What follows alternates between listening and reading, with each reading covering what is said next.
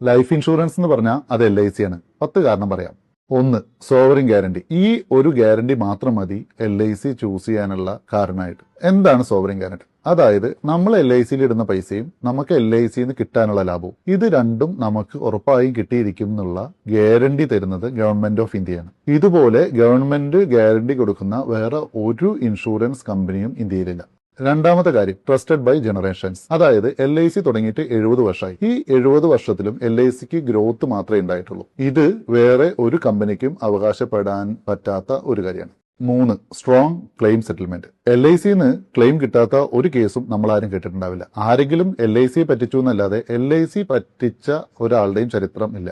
4. Financial strength. അതായത് LICയുടെ ഇന്നത്തെ asset value 56 lakh crore രൂപയാണ്. ഇതൊന്ന് റീവാലുവേറ്റ് ചെയ്താൽ മിനിമം 100 ലക്ഷം കോടി രൂപയുടെ മുകളിൽ പോകും. 5ാമത്തെ പോയിന്റ്, അഫോർഡബിൾ ഇൻഷുറൻസ് ഓപ്ഷൻസ്. അതായത് 1 ലക്ഷം രൂപ മുതൽ എത്ര കോടി രൂപ വരെയുള്ള ഇൻഷുറൻസ് LICയിലുണ്ട്. ഒരു സാധാരണക്കാരന് മുതൽ ഒരു മൾട്ടി മില്യനെയർ വരെയുള്ള ഏതൊരാൾക്കും അയാളുടെ സ്വപ്നത്തിനനുസരിച്ചിട്ടുള്ള പോളിസി കൊടുക്കാൻ കേപ്പബിൾ ആയ ഒരേ ഒരു ഇൻഷുറൻസ് കമ്പനി LIC ആണ്.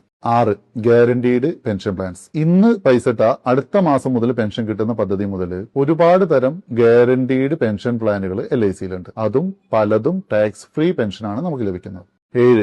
National wide network service. എല്ലാ മുക്കിലും മൂലയിലും LICയുടെ ഓഫീസ് ഉണ്ട്. LICയുടെ ഓഫീസ് തിരഞ്ഞ്